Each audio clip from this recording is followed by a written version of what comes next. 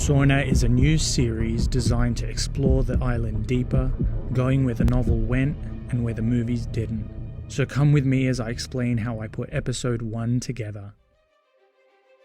When I decided on a plane crash on the island, I began in Blender by creating the immediate surroundings of the crash site, as I wanted the night to obscure most of the environment and contribute to the overall fear and confusion of the situation. A fiery plane crash in a remote jungle was the goal.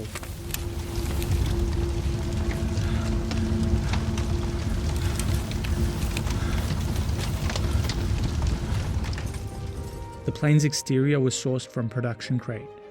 After adding it to the scene, I began tearing it apart and making it appear it had crash landed.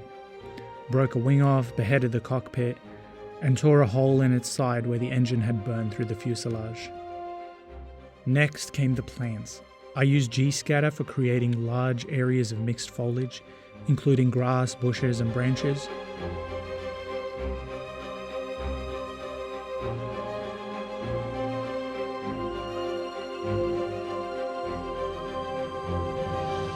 Trees I manually add to the scene as this gives me more control.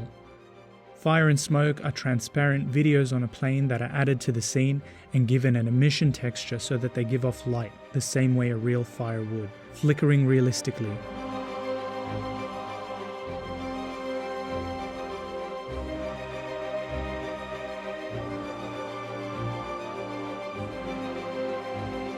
I knew that since this was an experiment in live action meeting 3D, I didn't want to go crazy with the story and trap myself, biting off more than I can chew. Therefore, I kept the action contained to one location. Well, 2 locations actually. The scene was split into 2 seamlessly, I hope. These were the jungle exterior and the plane interior. The plane interior was a purchase asset which comprised of plane seats, trays and trolleys within a windowed cabin. I repeated the asset to achieve the desired length of the plane and then went about breaking it up to simulate damage.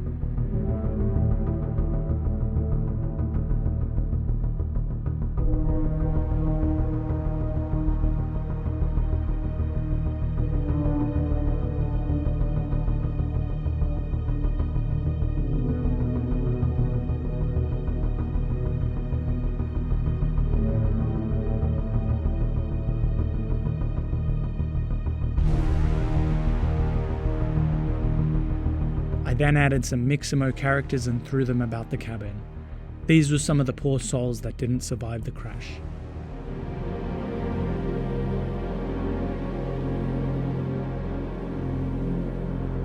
Oh.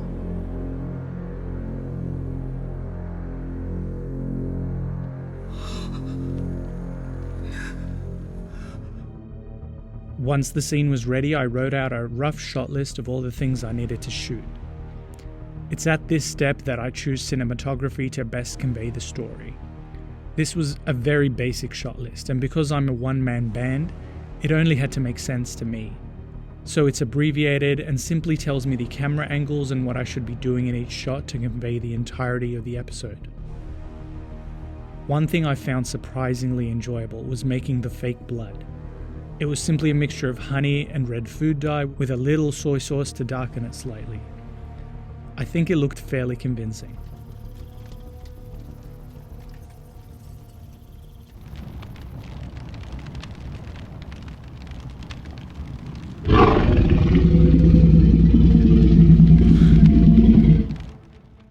The filming was surprisingly easy, and many have asked how I went about compositing the live action performance into the 3D world. I didn't use green screens like I have in the past. I tried something completely different. The studio paid version of DaVinci Resolve has a magic feature, fittingly called the magic mask, that simply rotoscopes pretty much anything, meaning it cuts it out and removes it from the background. All I had to do was set up my lighting to match what's happening in the scene, and the software masked me out. I was shocked. I then went ahead and filmed all the shots required, masked myself out, and exported each shot with a transparent background. This was then imported into Blender as an image on a plane, and after fiddling with the scale and camera angles, I managed to create a shot that looked like the character was in the actual location.